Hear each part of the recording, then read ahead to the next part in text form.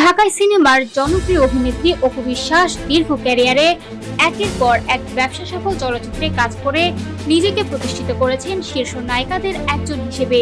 দেশের নামকরা নায়কদের সঙ্গে জুটি করার পাশাপাশি বরেণ্য নির্মাতাদের পরিচালনায় অভিনয় করে তিনি পেয়েছেন আলাদা পরিচয় ও জনপ্রিয়তা।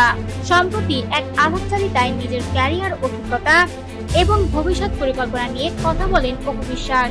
সেখানে তিনি জানান, একজন শিল্পীর জীবনে অনেক সময়ই পরিচালকই মূল ভূমিকায় থাকেন, কারণ একজন পরিচালকই একজন শিল্পীকে পর্দায় তুলে ধরেন এবং নতুনভাবে আবিষ্কার করেন। অপু বিশ্বাস বলেন, তার দীর্ঘ ক্যারিয়ারে তিনি বাংলাদেশের অনেক কিংবদন্তি নির্মাতার সঙ্গে কাজ করার সুযোগ পেয়েছেন। এর মধ্যে রয়েছেন এ.হয় মানিক, আমজাদ হোসেন, চাষী নজরুল ইসলাম এবং সোহানুর রহমান সোহানের মতো গুণী নির্মাতারা। তাদের সঙ্গে কাজ করার অভিজ্ঞতা তাকে সমৃদ্ধ করেছে এবং একজন অভিনেত্রী হিসেবে গড়ে তুলতে বড় ভূমিকা রেখেছে বলে তিনি উল্লেখ করেন।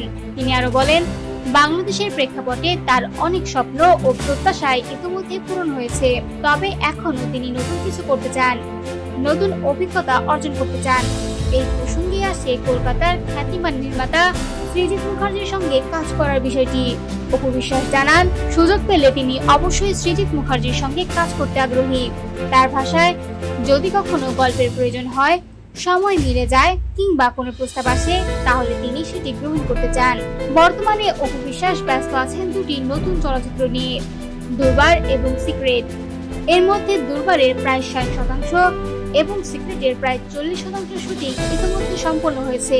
বাকি কাজগুলো নির্ভর করছে শিডিউল, সময় এবং প্রযোজনাগত বিভিন্ন বিষয়ের উপর।